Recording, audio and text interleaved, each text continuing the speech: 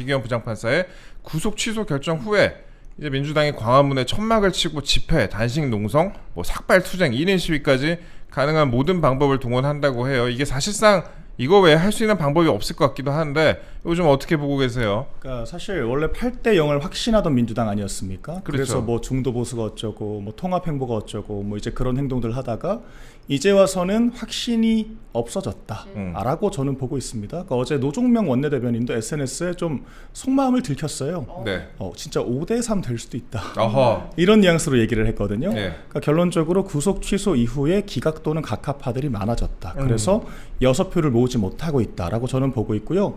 그 증거로 장외투쟁만 하는 것이 아니라 갑자기 또 마은혁 재판관 임명에 대해서 되게 조바심을 내기 시작을 했거든요.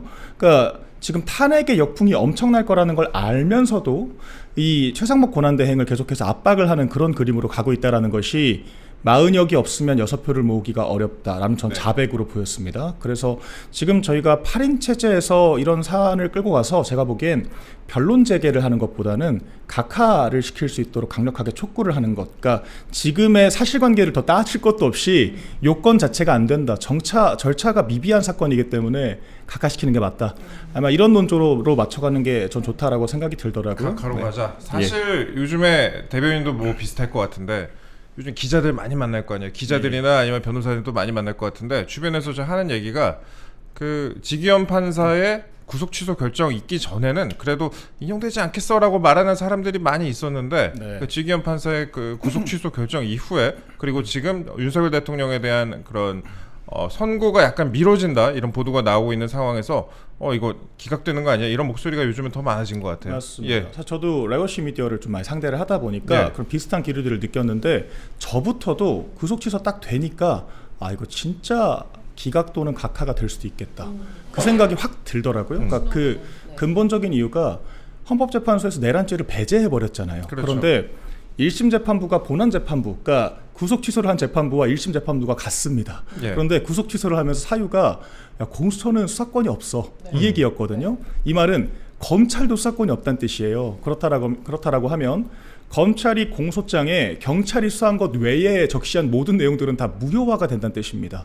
그렇다라 그러면 검찰이 경찰에 다시 사건을 넘겨서 다시 경찰이 수사한 거를 송부를 받아서 다시 지금 공소장을 고쳤어야 되는 그런 상황이 된 거거든요. 그러니까 공소 기각 또는 무죄가 날 확률이 굉장히 높아졌는데 그렇다면 아니 헌법재판소가 내란죄를 빼버리고 파면을 시켰어요. 그런데 얼마 뒤에 형사재판에서 내란죄 무죄가 나왔어요. 이 역풍을 헌재가 감당할 수 있을까라고 했을 때 저는 그렇지가 않다라고 보고 또 헌재가 이 피청구인 동의 없이 검찰 조사 채택하겠다고 해가지고 논란됐잖아요.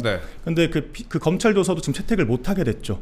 검찰의 증거를 사용할 수가 없게 됐으니까. 그래서 이 내란죄 배제와 검찰 조서 이 부분 두 가지 때문에 절차상 심각한 하자가 있다라고 자기네들이 책임 회피성으로 각하를 시킬 수 있겠다. 이 생각이 들더라고요. 각하를 시키면 왜냐하면 헌재는 판단하지 않겠다는 거거든요. 우리는 책임지지 않겠다. 옳고 그른 판단하지 않을 것이고 국회로 되돌려서 국회가 다시 절차를 보완해서 오세요라고 하겠지만 국회는 또 정치적인 공간이기 때문에 각하가 된 사안을 다시 탄핵 소추를 올리긴 쉽지가 않죠. 우리 행백군이 고민이 좀 많을 것 같네요. 그래서 지금 계속 상황이 선고가 미뤄지고 근데 이번 주도 아무것도 안 할 수는 없으니 갑자기 검사 3인과 최재 감사원장에 대해서 이번 주에 선고를 하겠다라고 좀 면피성으로 내놓은 게 아닌가라고 저는 추측을 합니다. 사실 그 검사 탄핵 같은 거 그다음에 최재 감사원장 같은 경우 케이스는 같은 경우는 이게 그 판결문 쓰는데 굉장히 짧은 시간이 소요가 될 거예요. 재판 하자마자 끝났거든요, 사실. 당일 끝났을 거예요, 사실. 맞습니다. 민주당은 그런데 초선 의원까지 나서서 삭발식을 지금 하더라고요. 하고 싶어 하는지는 잘 모르겠는데 대부분 이제 봤을 때는 낯선 이름들이긴 하거든요. 김문수, 박홍배, 전진숙 의원 등이 이제 조기 파면을 촉구하면서 삭발까지 했다고 하는데 이분들 이름 처음 들어봤는데. 저도 처음 들어보는 사람들인데요. 행동대장처럼 뭐 나오셨나 보죠. 그런데 이게 약간 좀 그로테스키한 것이 지금 민주당이 버스나 그런 입간판 같은 거 만들어서 민생에 앞장서겠습니다라는 이야기를 강조를 하고 있거든요. 그런데 밖에다가 광고는 민생 얘기를 하고 정작 국회에서는 머리깎기 퍼포먼스를 하고 있다?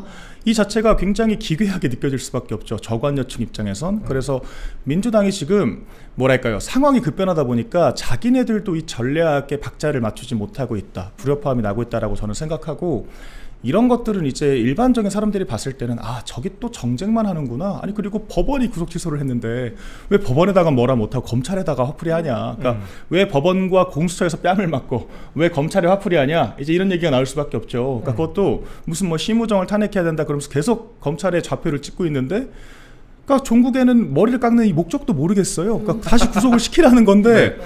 아니 뭐 머리 깎으면 구속이 되는 건가요? 이게 법리적으로 구속 취소가 된 거기 때문에 전혀 의미가 없는 그냥 퍼포먼스만 하고 있다라고 보는 것이고 그것이 민주당의 기존 노선과도 맞지가 않기 때문에 오히려 위화감만 불러일으킨다. 위화감만. 근데 이제 그런 생각하시는 분들 많이 계실 것 같아요. 야당에서는 아이 삭발까지도 하고 물론 위화감, 그러니까 헌재 선고를 앞두고 과연 좋은 영향을 줄까 이런 생각도 들지만 야당은 이렇게까지 하는데 여당은 뭐 하고 있냐? 그러니까 여당이 장외투쟁으로 맞대응하지 않고 현 기조를 유지하겠다 이렇게 지금 나서고 있잖아요. 어제 보도도 많이 나왔고 오늘 신문 일면도 보니까 야당은 장외투쟁에 나섰고 여당은 기조를 유지한다 이런 식으로 보도가 나와서 이거 여당 지지층 중에서는 이거 총력대응 안 하는 거 아니야?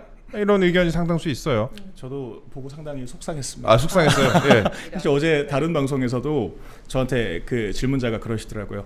국민의힘이 만만해서 그런가? 그러니까 소위 이제 친한계나 이런 김상욱 같은 사람들이 막 저렇게 소위 해당 행위를 하면서 저렇게까지 날뛸 수 있는 이유. 국민의힘 만만한가? 그래서 제가 할 말이 없어서 만만하죠. 그랬거든요. 만만하죠. 네, 저희 당이 좀 만만하죠, 사실. 근데 이거 탈피해야죠. 탈피해야 되고 저희가 이번에 좀 확 느꼈지 않습니까? 그러니까 저희 당이 유약했던 시절과 비교했을 때는 극우란 말씀은 안 된다. 이제 수석 대변인 직접 나서서 브리핑까지 할 정도로 변하긴 변했습니다. 그거 예전보다 좀 나아졌어요. 예전에는 네. 수세에 몰리면은 그냥 약간 좀 피했어요. 그랬잖아요. 그러니까 슬슬 피하고 약간 좀 뭐랄까요, 좀 질병처럼 생각하고 약간 그런 나쁜 분위기가 있었어요. 질병. 그러니까 그런 거에 비해서는 이제는 아니다. 네. 이런 분들이 우리 뽑아주시는 분들이고 이런 분들이 우리 지지자고 이런 분들이 우리 지탱해 주시는 분들인데 당이 이분들의 최소한 예우를 지키고 앞장서 가야 된다라고 이제 그런 분들이 많아졌습니다. 그래서 좋아지고 있는 중이지만 아직 많이 부족하고 네. 저도 알고 있고요. 그래서 제가 어제도 그 보도를 보고 여러 경로로 의견을 드렸습니다. 이거는 굳이 이렇게 우리가 안 한다라는 이야기를 할 필요가 없고요. 그러니까. 네, 네. 또 이제 뒤로는 다 개별 의원들 저희가 다 독려를 하죠. 네. 하고 그러니까 오늘 또 헌법재판소 앞에서 윤상현 의원 지금도 아마 계신 걸로 알고 있고요. 그렇죠. 네, 그리고 조금 유사 사태가 발생할 수 있다라는 우려들도 있어서 저희가 그런 부분들도 다 의원들끼리 공유를 하고 있습니다. 네. 이게 양동작 그러니까 투트랙으로 네. 어떻게 보면은 다 할 수가 있는 건데 맞아요. 이거 우리는 이렇게 총력대응 하지 않겠다 이런 식으로 메시지가 비춰지는 거는 그 지지자들에게는 그렇게 약간 뭐랄까 무력감을 줄 수가 있는 그런 부분이라 생각하고 특히 2030 같은 세대는 굉장히 또 요즘에 화력이 좋아요. 네, 맞아요. 그런데 근데 대변인님이 이제 몇 년 전까지 20대였으니까 여쭤보는 건데요. 최근에 대통령 탄핵을 놓고 대학가에서 찬반 시국 선언이 이어지고 있지 않습니까? 예. 네, 어제도 카이스트에서도 탄핵 반대 시국 선언이 열렸고요. 지금 최근에 청년층들이 이렇게 목소리를 내고 있는데 이거 어떻게 보십니까?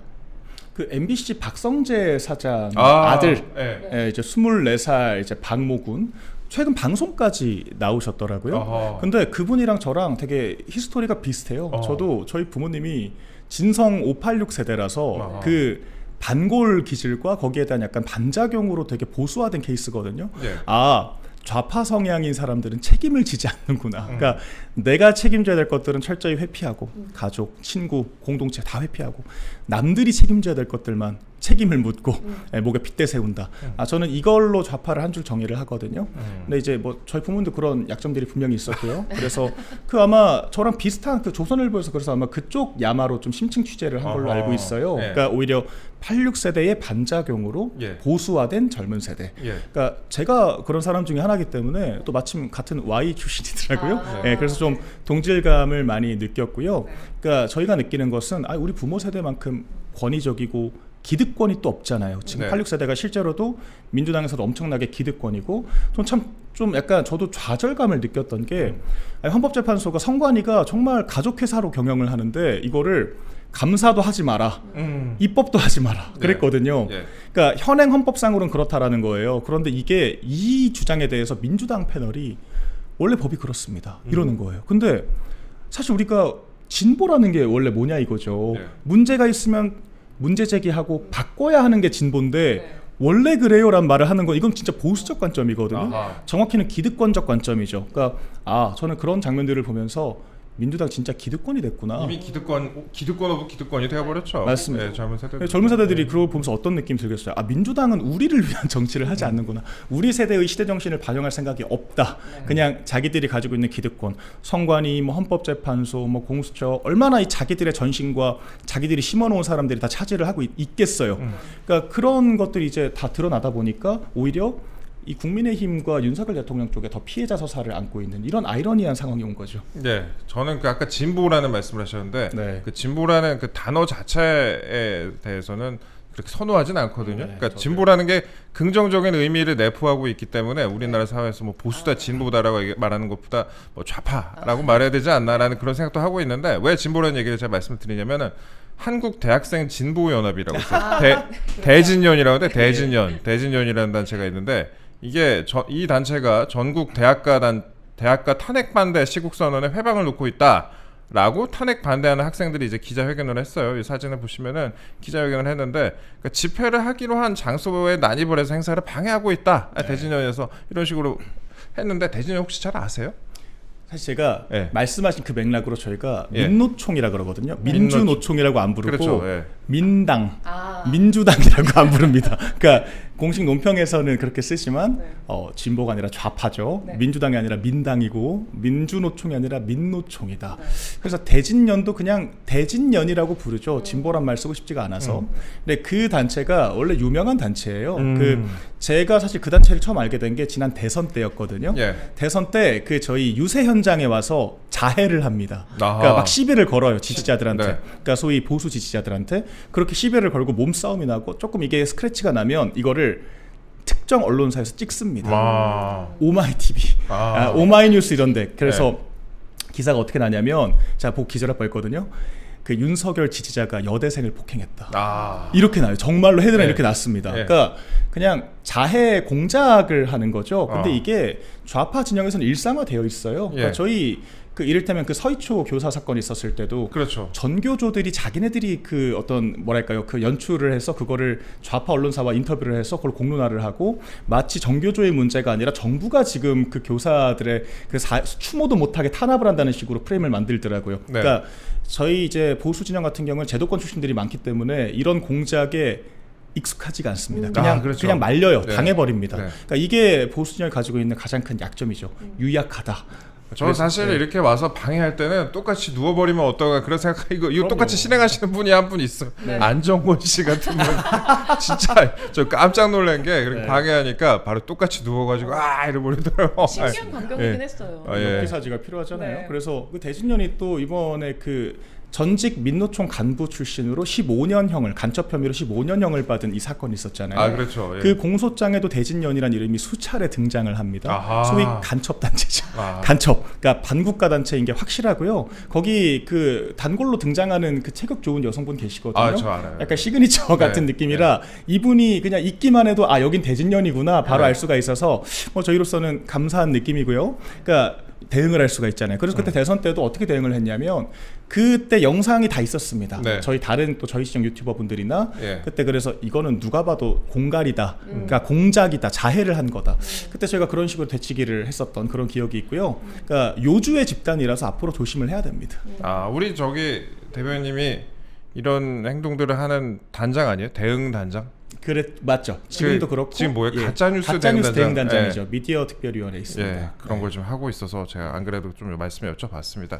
우리 좀 본론을 좀 들어가 볼게요. 오늘 이제 헌재가 내일이죠. 내일 최재 감사원장하고 이창수 서울중앙지검장 등 이제 3명 검사 3명 탄핵 심판을 내일 선고를 한다고 합니다. 이게 어제 갑자기 공지가 왔어요. 그래서 뭐 하고 있다가 뭐 하는 거지? 뭐 대통령 거만 하고 있나 이렇게 생각하는데 갑자기 공지가 왔습니다. 그러니까 탄핵안 접수 98일 만에 한다고 하는데 요거 물론 우리가 그렇잖아요. 이런 것부터 여쭤보기 좀 그렇지만 옛날에 그 허참 아저씨 나오던 가족 오락관 보면 몇 대 몇 그런 거 있잖아요. 네. 몇 대 몇 예상하세요? 언제적이죠? 네. 또 뭐 그러니까. 4대 4가 나오지 않겠습니까? 4대 4? 예. 이틀이란 이준석 방통위원장도 4명이 파면하라 그랬는데 예, 저는 이미 정상적인 헌법재판소라고 보지 않기 때문에요. 그러니까 법리보다는 정파성을 중심으로 판단을 하고 있죠. 소위 우리법 연구회 출신들이 그 사실 중앙지법은 일관되게 관할권 없다, 공수처한테 수사권 없다라고 판단했는데 이거를 서부지법으로 가서 영장 쇼핑을 했다라는 게 사실로 드러난 거잖아요. 오동훈 처장도 우리법연구회의 전신인 우리 그 국제인권법 학회 출신입니다. 그래서 다 명백하게 카르텔로 엮여 있다라고 저는 보고 있고요. 예측 가능한 결과가 나올 거라고 생각을 합니다. 예측 가능한 결과다. 한덕수 총리 같은 경우에도 한덕수 총리도 사실 탄핵감이 되나요? 그러니까 변론기일 딱 하루 했었고 90분 그 딱 변론하고 끝났잖아요. 근데 지금 거의 3주째 결론 안 내고 있죠. 3주 사실 넘었죠. 151명이냐 200명이냐 그것만 판단하면 되는 건데. 권한쟁의는 권한쟁의 청구 같은 경우에 5명만 찬성해도 그냥 통과되는 거거든요. 청구가 인용이 되는 건데 그걸 지금 안 받아주고 지금 차일피일 미루고 있는 거예요. 그러니까 참 황당한 집단이 아닐 수가 없고, 전 그래서 이게 헌법재판소가 정치를 넘어서 통치를 하고 있다. 정말 무소불위의 권력을 행사를 하고 있다. 정말 감당할 수 없는 역풍을 맞을 수가 있습니다. 맞습니다. 야당이 29건이나 지금 탄핵을 하면서 역풍을 맞기도 했는데요. 내일 선고가 어떤 식으로 국민 여론에 영향을 미칠 것으로 보세요? 그러니까 사실 내일 같은 경우에는 기각이 될 수밖에 없죠. 전부 다 기각이 될 수밖에 없고 국민 여론들 이제 좀 더 각인이 되겠죠. 민주당이 명분 없는 탄핵을 계속해서 자행을 해왔구나. 심지어 검사들은 정말 탄핵의 이유가 없었거든요. 정말 뜬금없이 탄핵이 된 거예요. 감사원장, 그러니까 전부 다 민주당에게 거슬리는 수사를 한다는 이유로 감사원장이 이재명 대표에게 불리한 그런 감사를 한다는 이유로 사실 다 탄핵이 된 거거든요. 물론 탄핵 사유는 그렇게 적혀있진 않지만 근데 우리가 정치적으로 다 알고 있잖아요. 왜 민주당이 이렇게 무리수를 뒀는지. 그런 것들이 다시 부각이 되겠죠. 법률 헌법 위반이 없는데도 불구하고 무리수를 뒀구나. 그래서 제가 이 문영배 일당 4인방이 위험하다라고 보는 겁니다. 왜냐하면 우리법 4인방. 그러니까 파면은 못 시키겠지만 그런 민주당한테 면죄부를 주기 위해서 파면까지는 아니어도 법률 위반은 있어라는 식으로 아마 판결문을 쓸 거예요. 그러니까 이진숙 방통위원장 때도 그랬거든요. 그러니까 본인들은 파면을 던졌지만 파면이 안 되더라도 일부 이제 개별 의견으로 2인 체제는 위헌적인 소지가 있다라고 적었단 말이에요. 그러니까 민주당이 그 탄핵 소추를 한 것이 정당성 있다라고 면죄부를 준 거거든요. 아마 그런 식으로 작업을 칠 겁니다. 그렇죠. 그러니까 저는 이진숙 위원장 때 4대4 나온 거 보고 정말 깜짝 놀랐거든요. 저 사실 8대0 생각했는데 4대4. 근데 지금 대통령에 대해서는 뭐 만장일치 처음에 얘기가 나오다 이제 그거는 좀 수그러든 것 같고. 그러니까 이번에 내일 과연 어떻게 나올지, 내일도 진짜 4대4나 5대3 나오거나 이러면은 국민들이 어떻게 받아들일지 그런 생각. 일단 들고 이 부분 내일 좀 지켜봐야 된다고 생각합니다. 반면 이제 윤석열 대통령이나 한덕수 총리에 대한 선고를 미루고 있으니까 그거에 대해서 혹시 본인들의 약간 면피용으로 또 어떤 그 우리의 예상과는 또 다른 결과가 나오지는 않을지 그런 생각도 좀 들고 저희가 지켜봐야 될 부분 같습니다. 일단 그런데 대변인님 말씀하신 것 같이 4대4 같은 결과가 나올 경우에는 국민 여론에서 상당한 좀 역풍이 다시 한번 있을 것 같다. 그런 좀 생각이 좀 들었습니다. 저희가 좀 그 정도 짚어봤고 저희가 왜 그런데 그 몇 대 몇 이런 얘기를 했었냐면은 아까도 제가 말씀드렸지만 헌재 심판 관련된 전망이 주로 야당 인사들이나 야당 출입 기자들을 통해서 여론이 형성되는 그런 분위기가 좀 있어요. 그러니까 뭐 대변인들, 뭐 정치인들이나 기자들 만나다 보면 몇 대 몇 될 것 같아 이런 분위기가 좀 형성이 되는데 주로 이런 분위기가 여당보다는 야당 인사들, 그다음에 야당 출입 기자들을 통해서 여론이 좀 형성된다는 그런 기류가 좀 있습니다. 왜냐하면은 물론 뭐 우리법연구회나 좌파 법관을 통해서 정보가 뭐 외부에 공유되는지는 몰라도 여론이 좀 야당 관계자를 통해서 형성되는 그런 감이 있는데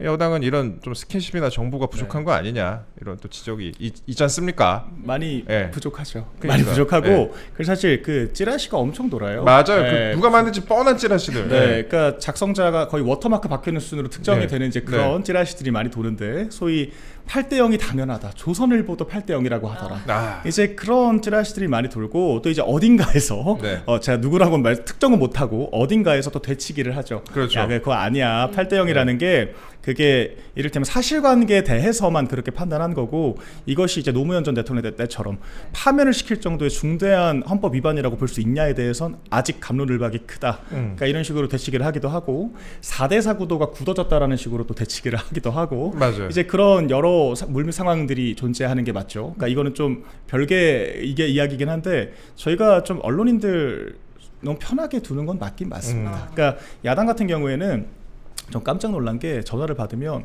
소속이 어디고 어디 출입했느냐 같은 신상들을 캔다더라고요. 그러니까 기자들을 굉장히 경계하고 그러니까 기자들을 괴롭혀요. 귀찮게 해요. 그러다 보니까 사실 노종명 원내대변인 같은 분들도 원내대변인 직함 달고 정말 말 같지도 않은 소리 많이 하거든요. 그러니까 SNS에 무슨 특정 언론을 지목해서 듣보잡이라고 표현하고 근데 이런 거 우리 당이 그렇게 했으면 100% 기사 나갑니다. 대변인이 언론을 듣보잡이라고 표현한다. 경악, 충격. 그렇죠. 막말이다. 레거시 미디어에 대한 도전. 약간 이럴 거거든요. 근데 기사 한 줄 안 나더라고요. 그러니까 저 좀 놀랐고 근데 그 제가 좀 분위기를 파악해 보니까 야당 쪽은 그런 거를 되게 엄격하게 관리를 소위 해서 그러니까 귀찮게 전화하고 바꿔달라고 그러고 언중이 제소하고 고소고발하겠다라고 하니까 최대한 좀 그런 거를 사리는 문화가 있다라고 하고요. 저희는 사실 제가 지금 당장 떠오르는 것도 그 조수진 그 예전에 밥 한 공기 뭐 캠페인 이런 얘기했을 때도 그 라디오 나가서 한마디 한 거 가지고 거의 일주일을 떠들었거든요. 근데 밥 한 공기 캠페인이 좀 우스꽝스럽긴 하지만 그렇게까지 매도할 전 문제가 아니었다라고 보는데 좀 과하게 대응하는 것이 있고요. 그러니까 저희 당이 좀 그런 언론 스킨십도 약하지만 좀 언론인들과 상호작용 자체가 좀 약해서 제가 또 지금 미디어 특위의 위원으로도 있지 않습니까? 제가 당직이 지금 3개가 있습니다. 할 말이 활동을 좀 해주세요. 여기 18층에 저희 프레스센터에 보면은 외신 클럽이 있는데 외신 기자들 만나러 민주당에서 굉장히 많이 오더라고요. 제가 거의 매일같이 보고 있습니다. 이런 건 외신까지도 관리를 하고 있더라. 외신 저희 조금씩 늘어나가겠습니다. 저희가 일단 MBC와 JTBC부터 감당이 안 되기 때문에 그래서 저희가 MBC, JTBC 어떤 보도 행태나 그러니까 이번에 구속 취소 관련해서도 MBC는 클로징, 오프닝 그냥 언론사 이름 안 박아놔도 그것만 봐도 알 수 있어요. MBC라는 그것도 워터마크 찍어놨어요. 그렇죠. 워터마크죠. 근데 공영방송사가 이럴 수 있나? 그러니까 저희가 그런 것들은 정말 강하게 항의를 하고 있고요. 그러니까 할 수 있는 조치는 다 하고 있습니다. 근데 빨리 박문진 직무복귀가 언제 되는지 저는 정말 노심초사 기다리고 있습니다. 알겠습니다. 그럼 저희가 다음 이슈로 좀 넘어가 볼게요. 여러분 19년간 헌법재판소 재판연구관 그리고 연구부장을 역임했던 법조인이 있습니다. 이명웅 변호사, 그러니까 임영웅이 아니라 이명웅 변호사입니다. 이분이 이제 계엄과 탄핵 사태를 둘러싼 책을 출간해서 이게 또 관심이 좀 모아지고 있어요. 어제 기사도 좀 많이 나왔는데 탄핵의 경우에 윤 대통령 탄핵의 경우에 설사 위법이 있다 하더라도 이 파면될 정도의 중대한 위법은 아니다라고 밝혔습니다. 그러니까 뭐 자세한 내용을 저희가 좀 간단히 좀 죄송합니다. 말씀을 좀 드리자면은 대통령의 임기를 박탈하려면 단순히 헌법 법률 위배만으로는 안 된다라고 명시를 하고 있으면서 국회에 29번 있었던 공무원 탄핵소추 남용, 그 다음에 국회의 행정부에 대한 부당한 예산 삭감, 간첩 문제, 의회의 독재적 권한 행사 등 객관적 근거가 있었다. 그러니까 대통령이 비상계엄을 선포할 그런 객관적 근거가 있다고 볼 수가 있다. 그리고 위법이 있다 하더라도 파면될 정도의 중대한 위법은 아니라고 볼 여지가 있다. 이렇게 분석을 좀 했더라고요. 이거 좀 어떻게 보셨어요? 제가 아까 그 찌라시 분석해드린 거랑 같은 내용이죠. 그러니까 이게 사실관계, 법률과 헌법의 위반이 있었느냐를 봤을 때는 달리 생각을 할 수도 있지만 그래서 그것이 대통령이란 그 직위를 파면시킬 정도의 중대한 헌법 위반이라고 했을 때는 여러 이야기들이 있을 수 있다라는 거죠. 그러니까 저희가 이 부분을 공략을 해야 된다라고 생각을 저도 합니다. 그래서 저희가 대통령 최후 진술에서 그 임기에 연연하지 않겠다라는 이야기를 했던 것도 파면에 이르기에는 이 사람의 어떤 헌법수 의지 그리고 앞으로 이제 바뀔 수 있다는 가능성 이런 것들을 염두에 두도록 만들기 위한 장치였던 거거든요. 그래서 아마 헌법재판관들이 그런 부분들을 생각을 할 거예요. 이게 그러니까 위반이 있냐 없냐를 따지는 것은 형사의 영역인 것이고 이게 정치의 영역인 중대한 이 헌법 위반으로 봤을 때는 과연 이것이 대통령 파면시켰을 때의 실익이 얼마나 있는가 종합적으로 따져볼 텐데 지금 제가 봤을 때도 물리적으로 파면시키면 정말 국가가 위기 상황에 올 거라고 저는 보거든요. 왜냐하면 탄핵을 찬성하는 사람들의 에너지보다 반대하는 사람들의 에너지가 훨씬 큽니다. 훨씬 크기 때문에 단순히 여론조사 지표에 반영되는 걸 넘어서 현장 열기에서 확인이 되잖아요. 최소 몇 배 규모가 나오는 거고 이재명 대표가 구속 취소를 떠들면서 직접 지휘까지 했지만 동원령까지 내렸지만 주말에 5,500명 모였다라고 하더라고요. 경찰 추산으로. 그러니까 이게 저희 3.1절 집회 그러니까 보수적으로 경찰 추산으로 봤을 때도 20배 가까이 차이가 나는 상황이잖아요. 그러니까 그런 걸 봤을 때 헌법재판소가 굉장히 부담스러울 거예요. 부담스러울 거고 그렇다면 그러니까 법익 형량을 했을 때 대통령을 물리적으로 파면시켰을 때 올 수 있는 국가적 혼란보다는 대통령이 스스로 거취를 결정할 수 있도록 배려했을 때 얻을 수 있는 그러니까 사회 혼란을 종식시키고 국민 통합을 이룰 수 있는 가치가 훨씬 크다라고 판단을 할 수 있죠. 이런 것들을 종합적으로 포장을 해서 파면에 이를 정도의 중대한 헌법 위반이라고 보기가 어렵다. 이제 그런 결론을 낼 확률이 크다라고 저도 보고 있고요. 근데 이렇게 되면 사실 헌법재판소가 판단을 한 게 되기 때문에 기각을 하게 되면 자기들이 이제 소위 이제 좌파 진영에서 공격받을 그 예. 부담을 느낄 거예요. 그래서 각하로 가자. 예, 국회가 알아서 해라. 우리 모르겠다. 예. 약간 전 이런 비겁한 선택을 할 확률이 크다고 봅니다. 예. 근데 사실 헌재 외 법원도 좀 주목할 필요가 있는데요. 어제 이재명 대표 위증교사 재판하고 대장동 사건이 바로 옆 재판정에서 있었습니다. 네, 이재명 대표가 이 재판에서요, 검찰 주장이 과하다. 대장동 재판에서. 네, 대장동 재판에서 검찰을 이런 식으로 직격을 했어요. 근데 대체 재판이 몇 번이나 지금 진행이 되는지도 모르겠는데요. 재판부가 바뀌면서 벌써 71번째 재판을 열고 공판 갱신을 진행을 했다고 하는데요. 네. 그 재판 진짜 많이 해요, 정말. 대장동에 이제 백현동부터 시작해서 네. 그 모든 이 성남시와 경기도에서 벌였던 그런 사업들 다 들어가 있잖아요. 그러니까 이건 뭐 검토할 분량만 20만 장이 넘는다라고 하더라고요. 장이요? 그래서 이게 그 변론 갱신을 재판부가 바뀌어서 이걸 새로 갱신을 해야 되는데, 그러니까 이재명 대표 측에서 약식으로 하지 마라 그랬거든요. 그런데 약식으로 안 하면 20만 장 그 무수한 녹취록을 언제다 봅니까? 그래서 이제 이런 좀 소위 골 때리는 그런 상황이 있는 건데, 그러니까 검찰 측에 과도하다라고 주장을 하고 있잖아요. 그런데 지난 그 허위사실 공표죄 1심만 봐도 검찰 측에서 물론 구형은 3년을 했지만 벌금형 나올 것이다라고 예상을 했거든요. 예. 그런데 법원이 그 모든 예상을 깨고 징역 1년에 집행유예 2년을 그렇죠. 예. 선고를 했죠. 그러니까 이거는 검찰이 한 것이 아니라 법원이 선고를 한 겁니다. 사실관계가 인정이 됐다라는 것이고, 그래서 이재명 대표 측에서 뭐 다 과도하라고 하지만 실제 법원에 가서는 위증교사도 혐의는 인정된다라 그랬어요. 그러니까 이제 그런 것들을 봤을 때 오히려 좀 과도하게 그런 방어권 행사를 하고 있는 쪽이 이재명 대표 쪽이다, 이렇게 보고 저희가 이거를 8125라고 합니다. 8125요? 8개 사건, 12개 혐의, 5개 재판을 받고 있다. 8125 이재명이다. 그래서 8.15. 네. 예, 그러니까 이런 부분들에 대해서 검찰이 저희 같은 사람들 턴다 그래서 그 정도로 12개 혐의가 나오겠습니까? 그러니까 일반적인 사람들로는 가능하지가 않은 스케일이고요. 네. 그러니까 이런 것들, 그리고 저희가 먼저 주장한 게 아니라 민주당 경선에서 민주당 내에서 나왔던 이야기들을 검찰이 수사를 들어가 보니까 심각하구나, 이렇게 된 상황이라고 봐야지. 그걸 왜 자꾸 검찰 탓을 하나요? 그러니까 그거는 그냥 정치적으로 좌표 찍어서 좀 상황을 무마시키려는 전략밖에 되지가 않는다. 그래서 저는 그렇게 보죠. 앞으로 6차례에 걸쳐서 공판에 갱신을 한다고 합니다. 이게 너무 오래 걸리지 않냐라는 게 법조계의 지적이에요. 사실 이런 식으로 지나가면 선고는 언제 이루어질지 모르겠고 위증교사 같은 경우에도 그 유창훈 판사마저도 영장을 당시 기각할 때 혐의가 소명된다 이렇게 밝혔는데, 맞습니다. 1심에서 또 무죄가 또 선고가 됐고 2심이 이제 시작되는 단계인데 1심 이후에 106일 만에 그것도 정식 재판도 아니고 공준기일, 공판 준비 기일로 이제 재판이 시작되고 있습니다. 이제 그 와중에 또 재판부가 이재명 대표 측의 요청을 받아들여서 이 공준기일을 한 번 더 갖는다고 합니다. 이 공준기일이라는 건 그냥 당사자 안 나와도 되는 거거든요. 그냥 한 번 왔다 그냥 가는 거예요. 이거 이렇게 합시다 하고 그냥 가는 거예요. 이런 식으로 지금 벌써 몇 달이 좀 이렇게 흘러가고 있는데 참 그렇습니다. 여러 가지 좀 생각이 들게 합니다. 8125요? 네, 8125. 8125 숫자 8125 기억해 주시기 바랍니다. 입에 착착 붙는 것 같은데 12개. 전 최근에 7가위는 배웠어요. 7가위. 그건 어떤 거죠? 그 7명이 돌아가셨다고 그래갖고 아. 7가위라고. 그러니까 어제 그런 말씀도 하시더라고요. 그 유명을 달리하신 분들이 지금 법정에서 증언을 할 수 있는 입장이었으면 이 재판 좀 더 빨리 끝나지 않았을까? 이제 이런 얘기. 그다음에 이제 또 이재명 대표가 사실 이렇게 그 2심 결과가 3월 26일 날 확정됐잖아요. 선고된다라고 확정이 됐는데, 그러면 633 원칙을 적용하면 6월 말에는 결과가 나올 것이다. 그리고 대법원에서 새로 판단할 사실관계가 없어요. 그래서 금방 끝날 것이다. 그래서 이 신속성을 강조해서 하루라도 빨리 탄핵 심판을 끝내려고 했었는데, 그런 이재명 대표마저 그 재판 지연을 일부 인정을 하더라도 40역이 들어가는 게 맞겠다라고 했다라는 것이 저는 지금 이 탄핵 심판의 중요한 단서라고 생각합니다. 예.